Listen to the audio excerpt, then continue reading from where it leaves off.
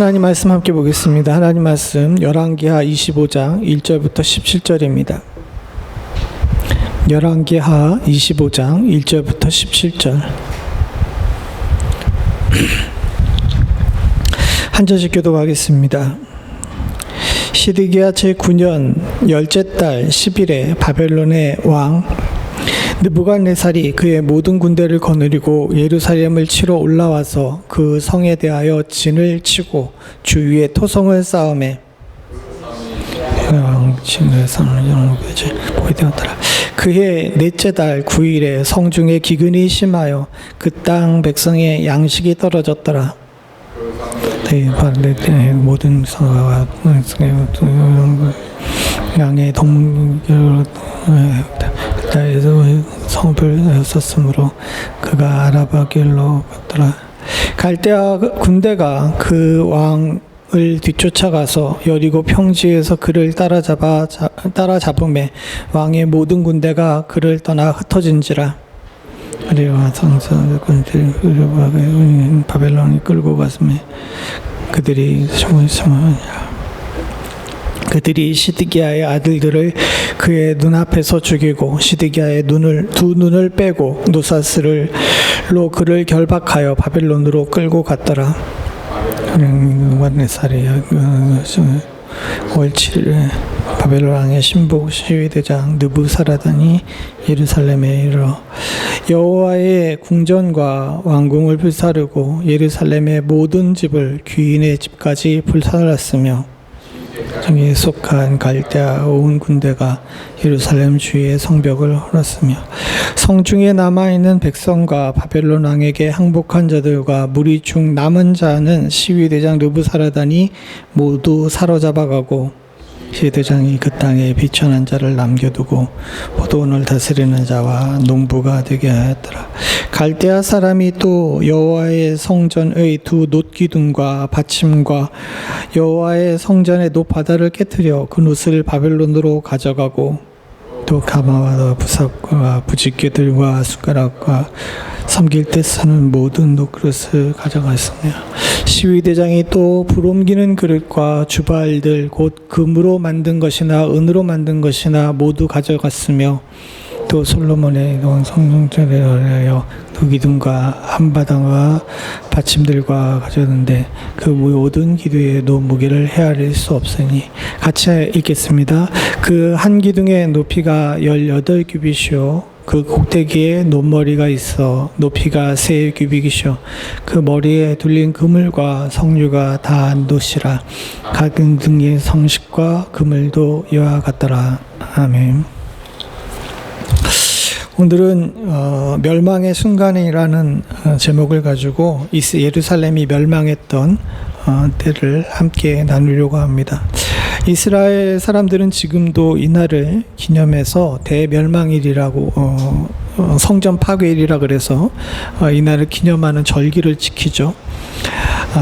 그만큼 여기에 이 솔로몬의 성전이 무너지고 예루살렘이 망하고 또 바벨론으로 끌려갔던 일은 성경사에 있어서 굉장히 중요한 사건입니다.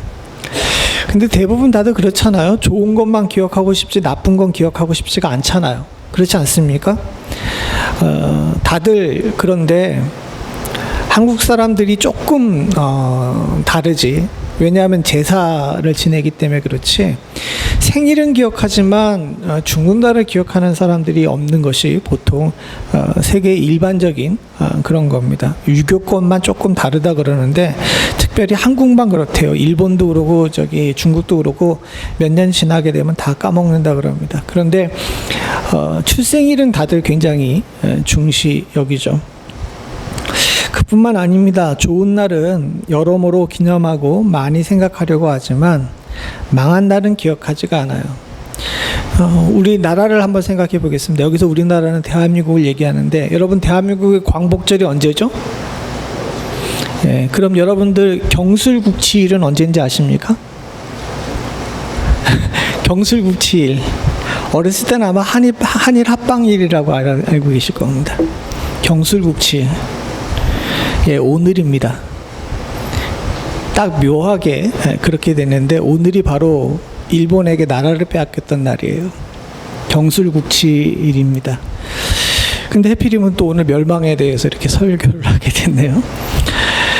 나라가 멸망할 때에 일어날 일들을 보게 되게 되면 참 되게 멍청하다라는 생각이 들 때가 있습니다. 조선이 대한제국이 멸망하고 일본에게 나라를 빼앗겼을 때 보게 되게 되면 굉장히 어설퍼요. 한 나라가 저렇게 500년 동안이나 지나갔던 나라가 저렇게 뭐라 그럴까요? 도장 한 방에 무너질까? 이런 생각을 합니다.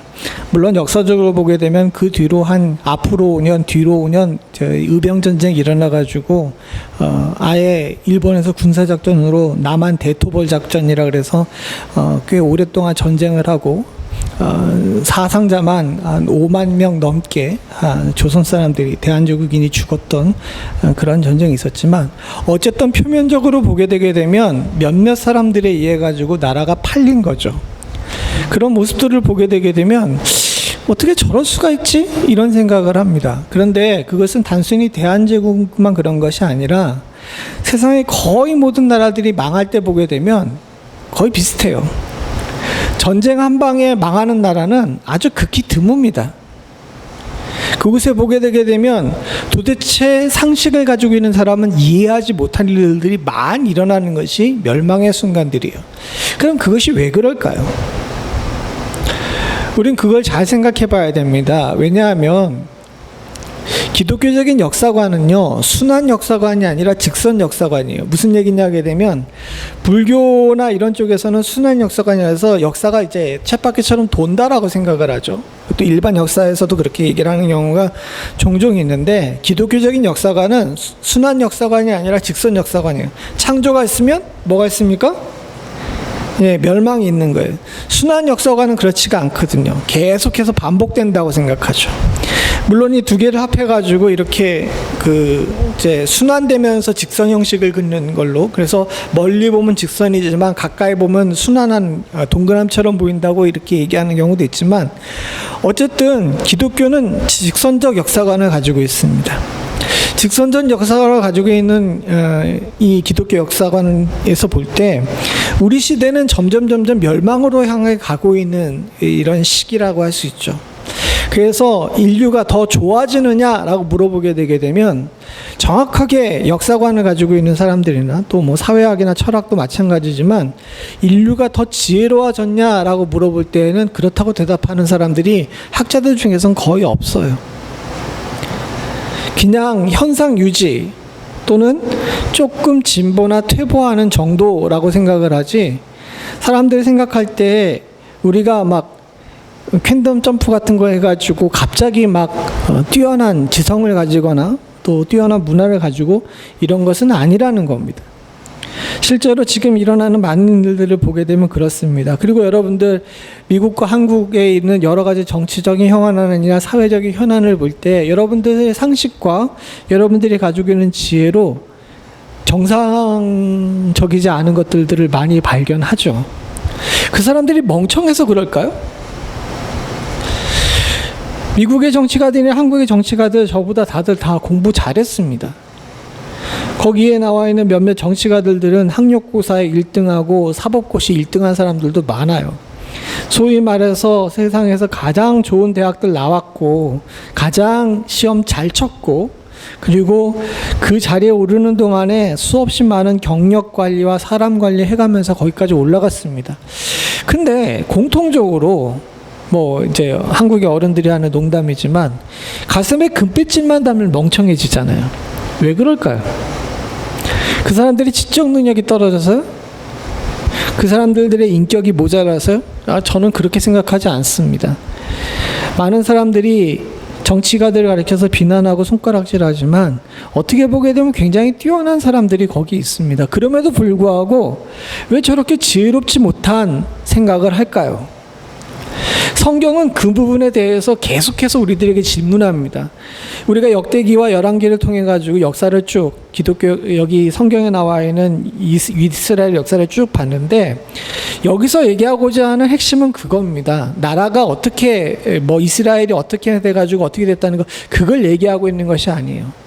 왜 인간의 나라들은 어리석은 일들을 계속 반복할 수밖에 없는가에 대한 질문을 여기 하고 있는 겁니다. 그리고 거기에 대한 답을 얻는 것이 이 열왕기와 역대기의 이제 기록의 목적이자 핵심입니다. 우리도 마찬가지입니다. 지금 수요 예배를 통해 가지고 오랫동안 열왕기와 역대기를 봤는데, 여기서 우리가 마지막에 꼭 얻어야 되는 것은 무엇이냐 하게 되면, 인간 세계에 대한 청찰과 이 인간 세계 가운데 하나님께서 역사하시는 그 역사의 이유, 그리고 우리가 어떤 방향과 어떤 목표를 가져야 우리가 하나님께서 원하시는 온전한 하나님의 나라를 이 땅에 이룰 것인가에 대한 이 믿음의 고백과 깨달음이 있어야 된다는 거예요. 그런 면에서 볼 때 이 멸망의 순간을 지금 보는 것은, 사랑하는 성도님들, 우리가 이렇게 지혜롭지 못한 행동을 하면 안 되겠다는 것에 대한 교훈을 얻기 위한 겁니다.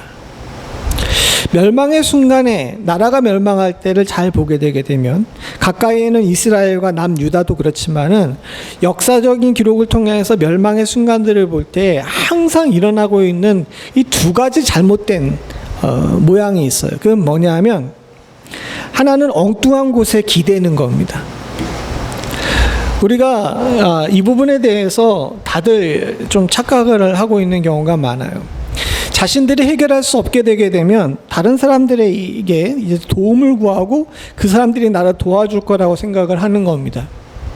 제가 지금 오늘 경술국칠이라 그래서 이제 대한제국 얘기를 자꾸 하게 되는데, 사실은 다른 역사도 마찬가지예요. 근데 대한제국이 멸망할 때 고종황제가 일본이 계속해서 이 한국을 식민 침략할 때에 고종황제가 끝까지 믿고 의지했던 나라가 있습니다. 어딘지 아십니까? 예, 미국이에요. 미국이 처음에 조미 수호 조약을 이제 체결할 때 거중조정이라 그래가지고 조선이나 대한제국이 어려움에 처하게 되면 우리가 나서가지고 도와주겠다는 약속을 조약에서 했습니다. 그 조약을 철석같이 믿었던 겁니다. 그런데 다 아시는 것처럼 뒤에서 미국은 일본과 가스라 테프트 조약이라 그래가지고 미국은 필리핀을, 일본은 대한제국을 먹겠다고 약속을 했어요. 근데 고종은 끝까지 미국을 믿은 겁니다. 미국이 그냥 놔두지 않을 거다라고 생각을 하면서 끝까지 믿었어요. 근데 여러분 다 아시는 것처럼 결론이 어떻습니까?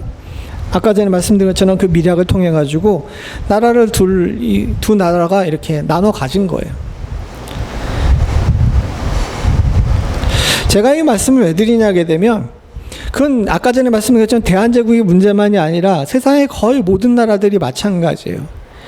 이런 위기의 순간 당하거나 나라가 멸망하거나 내 울타리가 무너지게 되려고 그러게 되게 되면 사람들이 하고 있는 행동의 첫 번째 행동은 뭐냐면 누군가 도와주기를 바라는 겁니다. 당연한 거죠. 어떻게 보게 되면 당연한 거예요. 그런데 우리가 분명히 기억해야 될 것이 있는 게, 인간의 도움에는 한계가 있다는 거예요. 오늘날에도 많은 한국 사람들이 생각을 합니다. 나라가 위험한 처해져 가지고 만약에 북한이 쳐들어오거나 중국이 쳐들어오게 되게 되면 누가 지켜줄 거라고 생각해요? 미국이 지켜줄 거라고 생각하죠. 그래서 왜 강화문에 가게 되면 성족이 막 흔들잖아. 난 도대체 왜 저런 생각을 할까? 성경을 조금만 읽어보면 저러지 않을 텐데라는 생각을 해요. 근데 여러분들 미국에 가서 여러분들 살아보시면 알겠지만, 미국 사람들이 한국 사람들을 향해서 또 피를 흘려줄까요? 제가 정치 얘기를 하려고 하는 것이 아니라 오늘 성경에도 똑같은 문제가 나와 있기 때문에 그렇습니다. 1절과 2절에 보게 되게 되면 마지막 시점의 시드기야 시대 때에 바벨론의 군대가 예루살렘을 포위합니다. 9년 열째 달에 와가지고 11년 넷째 달에 이제 성이 떨어졌으니까 토탈 합해가지고 1년 반 동안 이 예루살렘이 바벨론 군대에게 포위당해요. 이 포위당하는 동안 예루살렘을 온전히 가두기 위해 가지고 여기 1절 마지막에 나온 것처럼 주위에 뭘 쌓았습니까? 토성을 쌓았어요. 근데 이 토성이라는 게 우리가 생각할 때 이게 앞에다가 이제 돌무더기를 쌓은 것처럼 생각할 수가 있는데, 그게 아니라 예루살렘 성이 이렇게 있으면요, 이 성을 갖다 삥 둘러가지고 이게 토성을 쌓은 거예요. 그 얘기 뭡니까? 누구도 못 도망가게 만들고 그 안에다 가둬놓은 거죠. 그리고 나서 이 토성을 쌓은 다음에 1년 반 동안 이 바벨론 군대가 뭐 했냐면 예루살렘을 포위하면서 주변에 있는 유대인의 성읍들을 모두 다 함락을 시켰어요. 그런데 끝까지 시드기야는 버팁니다.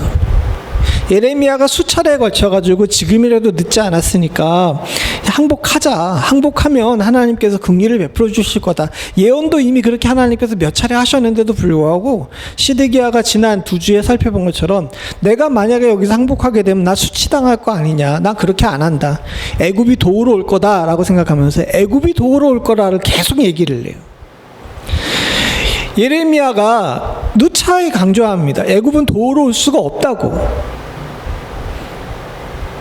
실제로 무슨 일이 있었냐 하게 되면요, 애굽이 구원병을 파견해요. 그때 삼락 이세라 그러는 그 애굽 왕이 있었는데 사실은 시드기야를 배반하도록 옆에서 펌프질한 사람이 그 애굽의 바로였습니다. 바벨론의 군대가 이렇게 왕창 몰려와가지고 유다를 멸망시킬 줄 몰랐으니까 급한 나머지 몇몇 군대를 갖다가 보내요. 근데 이 군대 장관들이 가봤더니 바벨론이 작정을 했거든요. 그러니까 앞에 나와가지고 언덕 넘어가지고 바벨론 군대 보고 그냥 애굽의 군대가 돌아가 버립니다. 책임을 안 진 거예요. 시드기야가 1년 반 동안 버틴 이유는 애굽이 구하러 올 거다라는 거예요. 하나님의 사람이 하나님을 믿고 의지하라고 그렇게 얘기를 했는데도 불구하고 거기를 의지하지 않고 인간 애굽을 의지하면서 지속적으로 그가 도우러 올 거라고 했는데 패반하죠. 우리의 인생도 마찬가지입니다. 사랑하는 성도님들, 우리가 인생 속에서 절벽을 만날 때가 있어요. 그 절벽을 만났을 때 내가 잘못해서 그 자리에 갔든지 아니면 때로는 뭐 다른 이유해 가지고 뭐 어떻게 밀려가지고 거기 갔든지 상관없이 인생 속에서 절벽을 만날 때가 있습니다. 그럼 그 절벽을 만났을 때 우리가 누구를 의지하고 누구를 바라봐야 되는지 분명히 알아야 돼요. 인간을 의지하게 되게 되면 반드시 그 지팡이가 부러집니다. 이건 제 말이 아니라 성경에 나와 있는 표현 그대로예요. 네가 의지하는 지팡이가 부러지리라라고 얘기를 했거든요. 오로지 하나님만 의지하고 하나님만 바라봐야 되는데 그게 안 되는 거예요. 이 멸망하는 나라들의 공통적입니다. 아까 제가 얘기한 것처럼 대한제국도 스스로 일어서려고도 하지 않고 하나님을 의지하지도 않았습니다. 다행히 그때 무슨 일이 있었냐면 1907년서부터 대부흥운동이 일어났어요. 그러면서 그 연관해가지고 국채보상운동이 일어나면서 그 민중들 사이에 하나님을 통해가지고 예수를 믿음을 통해서 다시 일어나보자 이런 운동이 있었는데 왕이 그걸 못 따라간 거죠. 그냥 자신이 생각할 때 때로는 러시아가 때로는 미국이 도와줄 거다라고 하면서 이리저리 흔들리다가 결국은 나라가 망했잖아요. 똑같은 겁니다. 이것도 하나님께서는 뭐라 그러셨냐 하게 되면 예레미야 46장 24절부터 25절 같이 한번 읽어보겠습니다. 시작. 딸 애굽이 수치를 당하여 북쪽 백성의 손에 부침을 당하니로다. 만군의 여호와 이스라엘의 하나님께서 말씀하시니라.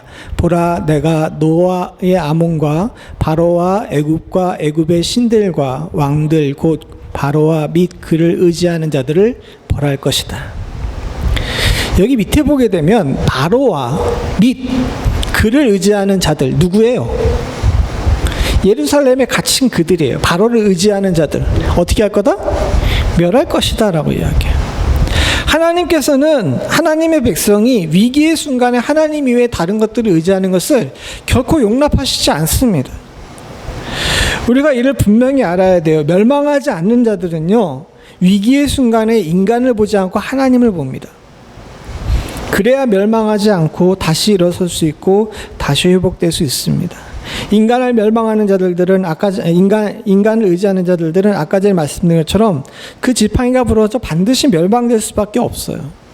이게 성경적 원리이고 이게 역사의 원리입니다. 역사를 주관하시는 하나님께서는 역사 속에서도 하나님의 말씀이 어떻게 이루어지는지를 보여주시면서 인간들에게 지속적으로 얘기하시는 거예요. 너희들이 의지할 곳은 바로 하나님밖에 없다는 겁니다.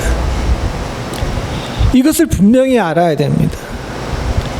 이때의 교훈을 얻어서 그런지 이스라엘 백성들이 바벨론의 포로로 간 다음에 나라가 멸망하거나 이런 일들 가운데서 하나님을 의지하는 일에 열심을 냈습니다. 그리고 여기 이 말씀이 열왕기에만 있는 것이 아니라 역대기에도 있고 예레미야에도 나와 있어요.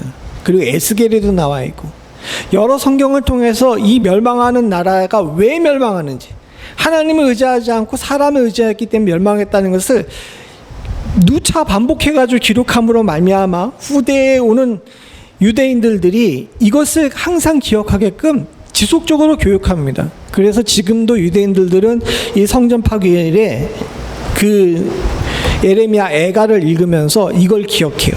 사람을 의지했기 때문에 우리가 망했다. 오로지 하나님만 의지해야 된다라고 하면서 예레미야 애가를 암송하면서 가족이 온 같이 모여서 감송하면서 이걸 다시 되새기는 거예요. 우리가 왜 망했냐에 대해서 저들이 잊어버리지 않는 것이죠. 사랑하는 성도님들, 믿는 사람들도 마찬가지입니다. 우리가 왜 망했는지를 잘 생각해 보게 되면 하나님 의지하지 않고 사람을 의지했기 때문이라는 사실을 잊지 않아야 돼요. 안타깝게도 제가 여기에 대해 막 열을 내면서 이야기하는 것은 우리나라가 그걸 잊어버린 것 같은 생각이 들어가지고 참 안타까워요. 여러분, 나라와 민족을 위해서 기도해 주시기 바랍니다. 지금은 사람이나 어떤 집단이나 어떤 나라를 의지할 때가 아니라 오로지 하나님만을 의지해야 될 때임을 기억하는 축복이 나라와 민족 가운데 있기를 위해 간절히 기도하실 수 있기를 소원합니다. 멸망할 때 나오는 두 가지 일 중에 하나가 이제 하나님을 의지하지 않고 인간의 도움을 의지하는 거라면, 두 번째가 있는데 뭐냐면 회피예요. 네, 제목은 도망갈 수 없다라고 했는데 사실은 회피입니다. 이때 이스라엘 왕이 시드기야였잖아요. 시드기야는 바벨론의 군대가 코앞에 와 있는데도 불구하고, 또 그 전에도 그렇고 나라에 이슈가 있는데 이걸 자꾸 회피합니다. 사실 그 예레미야를 쭉 읽어보게 되게 되면 의문이 드는 일이 있는데, 시드기야가 멍청하지도 않고 하나님을 경외하지 않는 사람도 아니라는 거예요. 시시때때로 자기 어려운 일 있을 때 몰래라도 가가지고 예레미야한테 물어봅니다. 그런데 예레미야가 바른 대답을 했는데도 불구하고 시드기야가 그 바른 대답을 따라가지 못해요. 왜 그랬냐 하게 되면, 그 당시에 시드기야의 거의 모든 신하들이 친애굽파였어요. 신하들을 못 이긴 겁니다. 그러니까 이 왕이 될 대로 되라라고 하면서 자신의 책임을 회피한 거죠. 근데 사랑하는 성도님들, 이게 멸망한 나라들이 가지고 있는 가장 큰 특징 중에 하나입니다. 왕이나 지도자들이나 백성들이나 그 밑에 따르는 사람들이나 다 자기 책임을 안 하고 남에게 팔밀이에요. 그러면서 내 탓이지라고 얘기하다가 결국은 각자 도망갑니다. 오늘 그게 어떤 식으로 나오냐 하게 되게 되면 3절에서부터 5절에 보게 되게 되면 1년 반 동안 이제 성이 포위가 됐죠. 그랬더니 뭐가 없겠습니까? 3절에 나온 것처럼 양식이 떨어졌어요. 여기 다른 이제 성경에는 안 나와 있지만은 다른 문헌에 보게 되게 되면 이 얼마나 기근이 심했는지 이제 전쟁터니까 죽은 사람들이 나올 거 아니에요. 이제 죽은 사람들을 먹기 시작하는 그런 상황까지 이렇게 됐습니다. 그런데 4절에 보게 되면 성벽이 파괴됨에 모든 군사가 밤중에 두 성벽 사이 왕의 동상 견문길로 도망하여 갈대아인들이 그 성읍을 에워쌌으므로 그가 아라바 길로 가더니 라고 나와 있습니다. 아까 전에 말씀드렸잖아요. 성이 이렇게 있으면 성 밖을 다 토성으로 둘러쌌잖아요. 공격해가지고 이 성의 한 부분이 무너졌습니다. 그 왕의 정원 옆무늬 쪽에 있는 견문 쪽이 이제 무너졌어요. 그럼 여기가 무너졌다 하더라도 나가도 바깥에 뭐가 있습니까? 토성이 있잖아요. 근데 이 바벨론 군대들이 머리를 썼어요. 요 무너진 성벽 바로 앞쪽에 있는 토성을 갖다가 자기들이 일부러 무너뜨려 놨습니다. 그 얘기는 뭡니까? 그렇지. 여기로 도망가면 니들 죽었어요. 누가 봐도 다 알잖아요. 그죠?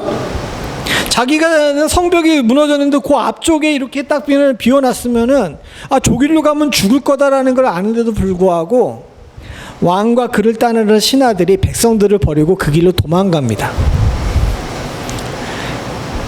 자기만 살면 된다는 거예요. 그 길로 도망가요. 근데 여기 5절에 바벨론 군대가 그 왕의 뒤를 쫓아가지고 여리고 평지라 그랬는데, 예루살렘 저 꼭대기에 있으면 여리고까지 한 60km 정도 되는 산길을 내려가야 되는데 그 길이 쭉 내려간 거예요. 바벨론 군대가 그 전에 잡을 수 있었을까요? 없었을까요? 지들이 열어놨는데 그거 안 잡을 수 있겠어요? 그냥 옆에 쫓아가면서 툭툭 친 거야. 뭐 하는 것처럼? 양몰이 하는 것처럼 조롱하면서 그런 거죠. 그냥 우리는 성경이 이제 건조하게 나오니까 그냥 넘어가는데 저 내용을 보게 되면 굉장히 비참해요. 왕과 그를 따르는 신하들이, 여긴 군대라고 나와 있는데 신하들이라고 나오는데, 그 신하들이 자기 백성들에 대한 책임을 짓지 않고 책임을 회피합니다. 시드기야는 계속 할 말 있죠. 이거 바벨론을 배반하고 애굽을 따라간 거 내 뜻이 아니라 신하들의 뜻이었다라고 예레미야에게도 누차 얘기를 합니다. 근데 그래서요, 지도자는 지도자로서의 책임이 있고 백성은 백성으로서의 책임이 있습니다. 믿는 사람들도 마찬가지입니다. 믿는 사람들은 믿는 사람들로서의 책임이 있어요. 왜 경술국치일에 민용환 선생을 비롯한 많은 사람들이 순국을 했겠습니까? 자기 책임을 못한 데 대한 부끄러움 때문에 그래요. 그게 지도자의 자세잖아요. 근데 여러분, 믿는 사람들도 마찬가지 책무가 있습니다. 세상이 잘못되게 되면 교회가 손가락질 하면서 쟤도 저렇게 산대요 라고 이야기할 게 아니에요. 세상이 잘못된 것은 누구의 책임입니까? 저의 책임이고 여러분들의 책임입니다. 때로 어떤 목회자들은 성도들이 잘못한 행동들을 할 때 그것을 저렇게 산다라고 이야기하면서 성도들을 비난할 때가 있습니다. 여러분, 근데요, 성도들은 목회자만큼 하고 목회자는 성도들만큼만 합니다. 우리는 모두 다 서로의 책임의 공동체예요. 우리의 공동체가 망하지 않기 위해서는 책임을 회피하지 않아야 됩니다. 책임을 회피하게 되게 되면요, 반드시 비참해져요. 7절에 보게 되면 그들이 시드기야의 아들들을 그의 눈앞에서 죽이고 시드기야의 두 눈을 빼고 노사슬로 그를 결박하여 바벨론으로 끌고 갔더라 라고 이야기를 합니다. 근데 예레미야에 보게 되면 더 구체적으로 이 상황이 나오는데, 시드기야가 결국은 여리고 뜰에서 잡혔잖아요.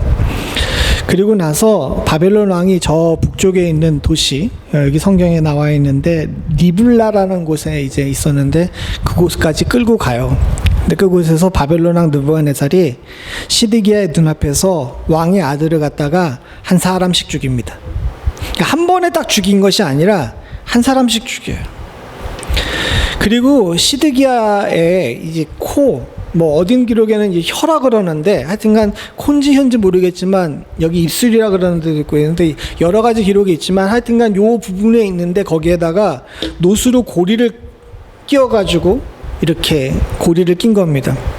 그리고 나서 이거를 갖다 강제로 들게 만든 다음에 불로 달군 인두로 두 눈을 이제 멀게 만들죠. 그리고 나서 노쇠 사슬이 저게 굉장히 무거운데 저거를 갖다가 둘둘 만 다음에 다리 힘줄을 끊고 바벨론까지 끌고 가요. 다리 힘줄을 끊었다는 건 뭡니까? 기어갔다는 겁니다. 근데 놀랍게도 시드기야가 바벨론 갈 때까지 그 먼 길을 살아서 왔어요. 그리고 끝까지 감옥에 갇혀가지고 그곳에서 죽었습니다. 왜? 책임을 회피했어요. 북이스라엘의 마지막 왕은 호세아는 안 그랬거든요.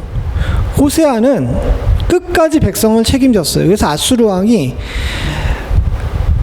그 당시 아수르 군대가 주로 했던 행동들이 뭐냐 하면 반항하는 성들을 완전히 다 죽여버리는데, 사마리아만큼은 그 사마리아에서 3년 동안이나 버텼는데 3년 동안 버텼던 사마리아 왕 호세아와 또 사마리아 백성들은 아수르 왕이 살려줬어요. 그리고 그 호세아 왕은 크게 후하게 대접을 하고, 비록 하나님 앞에 악한 왕이라고 그랬지만은 호세아는 그래도 이름 자체도 그렇지만은 하나님을 경외하는 마음이 있었거든요.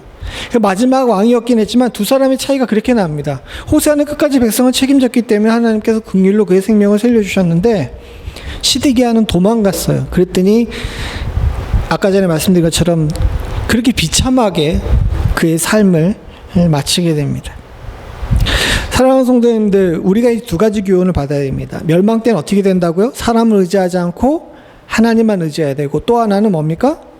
도망갈 수 없음을 알고 내 책임을 다할 줄 아는 지혜가 우리 가운데 있어야 돼요. 교회를 향해서도 마찬가지고 나라를 향해서도 마찬가지입니다. 기독교인은요, 회피하는 자가 아니라 하나님과 예수 그리스도와 함께 싸우는 자입니다.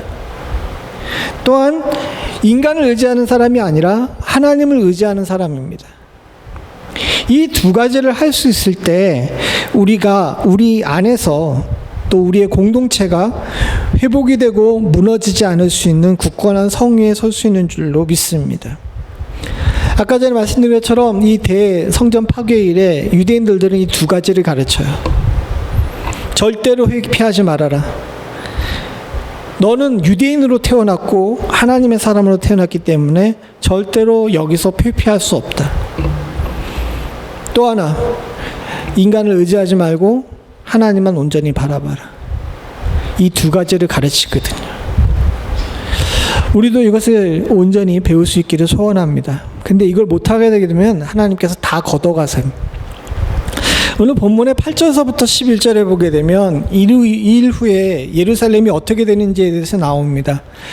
느부갓네살이 이제 시위대장 느부사라단을 통해서 예루살렘을 완전히 불사르죠. 오늘 성경 본문에 이제 성경 본문에 보게 되면 오늘 읽은 우리 본문이 역대하 36장과 예레미야 52장에 나와요. 근데 앞에 얘기했던 두 가지는 역대하 36장에도 나오는데 이 부분은, 그러니까 8절 이후의 부분은 역대하에 나와 있지 않습니다. 그냥 역대하에 그냥 불질렀다라고만 나와 있어요. 근데 열왕기 하 25장 8절서부터 17절까지 그리고 예레미야 52장은 이 성전에 파괴된 것에 대해서 좀 더 구체적으로 이야기를 합니다. 그래서 9절에 보게 되게 되면 성전과 왕궁을 불사르고 귀인들의 집들도 다 불살랐다 그러는데 예루살렘에서 좀 쓸만한 데는 다 불을 질러버린 거예요. 그리고 나서 성벽을 다 헐어버립니다. 그리고 다 잡아가죠. 다 잡아갑니다. 완전히 예루살렘을 파괴시킨 거예요. 그때 왜 그랬냐 하게 되면 솔로몬이 성전을 지을 때 돌과 돌을 쌓잖아요. 근데 돌과 돌 사이에 접착제를 뭐를 썼냐면 그물을 썼어요. 그러니까 우리는 왜 벽돌과 벽돌 할 때 왜 그 시멘 바르잖아요. 그런 개념으로 이 솔로몬이 돌을 쌓을 때 돌과 돌 사이를 갖다가 그 금을 발라가지고 채웠거든요. 근데 딱 봤는데 저거 금을 가져가려면 어떻게 됩니까? 다 무너뜨려야 되죠. 다 무너뜨려가지고 이 돌과 돌 사이에 껴있는 금들을 다 긁어갔어요. 그리고 그 안에 있던 사람들 중에서 좀 쓸만한 사람들은 다 잡아갑니다. 다 잡아가서 노예 생활을 해가지고 그 사람들이 지금 그 이라크 남부에 있는 운하를 팠어요. 그 운하가 요 근대에 이르기까지 계속해서 작동을 했을 정도로 아주 제대로 된 관계 수로를 갖다가 파는 일들에 70년 동안 종사하게 됩니다. 근데 진짜 얘기하고 싶은 것은 뭐 이렇게 다 불타고 잡혀갔다 이것도 중요하지만 진짜 얘기하고 싶은 것은 그 다음에 나옵니다. 13절서부터 시작해가지고 17절까지 나와있는 성전에 대한 파괴에 관한 이야기가 나오는데 성전 파괴의 핵심이 뭐냐면 두 기둥이에요. 16절부터 17절에 보게 되면 솔로몬이 여호와의 성전을 위하여 만든 두 기둥, 이걸 가져갔다라고 나옵니다. 사실 그 전에도 예루살렘 성 몇 번 함락되고 성전이 몇 번 약탈당하긴 했어요. 약탈당하는 동안에 금도 뺏기고 은도 빼앗겼는데 유일하게 성전에서 절대로 빼앗아갈 수가 없는 것이 있었는데 이게 뭐냐면 성전 앞에 세우는 두 기둥입니다. 근데 이게 노쇠로 만들었어요. 우리가 생각할 때 돈 그러게 되면 그렇게 생각할지 모르지만 여러분 지금도 돈값이 꽤 비싸요. 저 당시에도 돈값이 굉장히 비쌌습니다. 그런데 저걸 못 가져간 이유는 뭐냐면 16절 마지막에 나온 것처럼 놋의 무게를 헤아릴 수가 없습니다. 그러니까 놋 기둥을 두 개가 얼마나 이제 두껍고 무거웠는지 그걸 가져가고 싶어도 가져갈 수가 없었던 거예요. 근데 바벨론 사람들은 기왕 성전 무너뜨렸는데 이거 안 가져가겠습니까? 그것도 다 가져가 버린 거죠. 그냥 놋의 기둥 두 개가 뽑혀간 것이 아닙니다. 이게 왜 중요한 의미를 가지고 있냐 하게 되면요, 이 놋의 기둥이 열왕기상 21장에 보게 되게 되면 두 기둥을 세웁니다. 두 기둥에 대해서 뭐라고 얘기하냐면 21절 같이 한번 보죠. 시작. 이 두 기둥을 성전 주랑 앞에 세우되 오른쪽 기둥을 세우고 그 이름을 야긴이라 하고 왼쪽 기둥을 세우고 그 이름을 보아스라 하였으며 라고 나옵니다. 야긴은 뭐라고요? 그가 세우실 것이다. 보아스는 뭐다? 그에게 능력이 있다. 하나님께서 세우시고 하나님에게 능력이 있다 그러는데 그게 두 개가 뽑혀간 거예요. 이게 상징적인 의미죠. 하나님께서 세우셨던 거 하나님께서 걷어가시고, 하나님께서 주셨던 능력 하나님께서 걷어가시는 겁니다.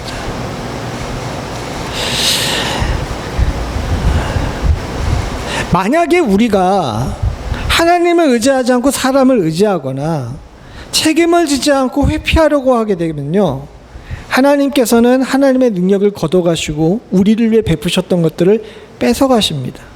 이걸 가르쳐주고 싶었던 거예요. 그래서 예레미야와 역대기에 이 기둥 두 개 뽑혀가는 기록을 갖다가 이 기록한 이유가 거기 있습니다.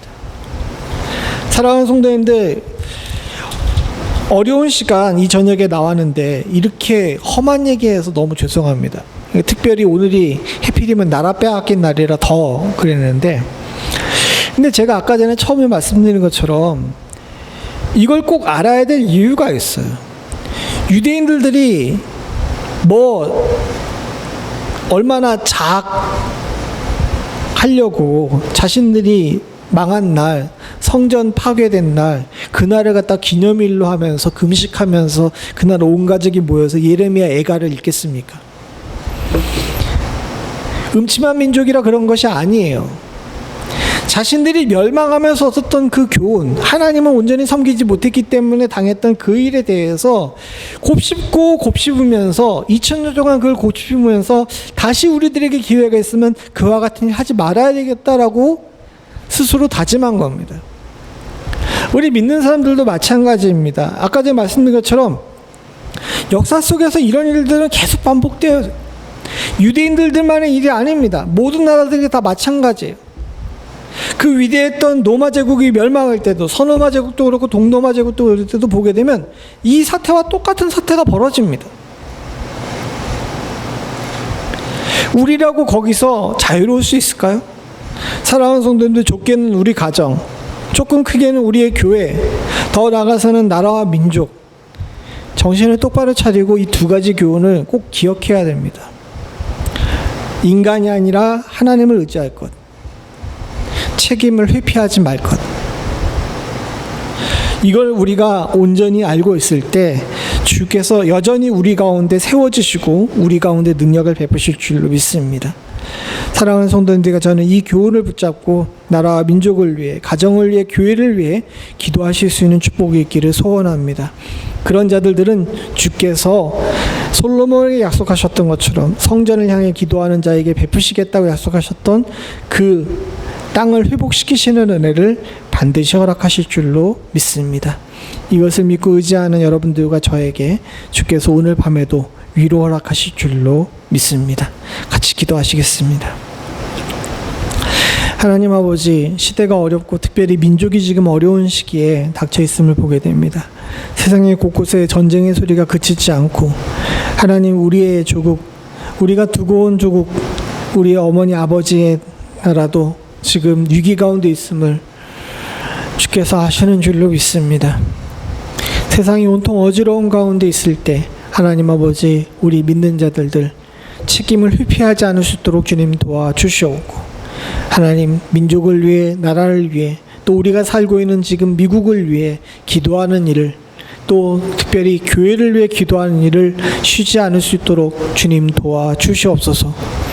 주 앞에 또한 간절히 바라고 소원하기는, 하나님, 이런 위기의 순간에 사람을 의지하거나 인간의 여러 제도를 의지하는 것이 아니라 오로지 하나님을 의지하는 법을 기억할 수 있게 하여 주시옵고 이것을 놓치지 않을 수 있는 지혜가 저희들 가운데 있기를 소원합니다. 특별히 우리의 삶 가운데 여러 가지 어려운 일들을 겪을 때 사람을 쳐다보지 않을 수 있도록 주님 도와주시옵고 오로지 하나님만 바라볼 수 있는 은혜를 허락하여 주시옵소서. 주님께서 세상을 의지하는 자들을 벌하시겠다고 약속하셨던 것, 말씀하셨던 것을 기억하게 하여 주시사 하나님 아버지 우리가 복받는 자리에 설지언정 벌받는 자리에 서지 않을 수 있도록 주님 도와주시옵소서. 주여 우리들의 능력이 되시고 우리들의 세워주심이 되기를 간절히 소원합니다. 우리의 가정과 우리의 교회, 우리의 나라에 야긴과 보아스가 뽑히는 일 없도록 주님 도와주시옵고 이 두 기둥을 온전히 잘 지켜나갈 수 있는 복된 은혜가 저희들 가운데 있을 수 있도록 주님 도와주시옵소서. 이 밤에 사랑하는 성도들에게 위로 허락하시고 새 힘 허락하시고 새로운 결단 허락하실 줄로 믿사옵고 모든 말씀 예수님의 이름으로 간절히 기도드리옵나이다. 아멘. 찬송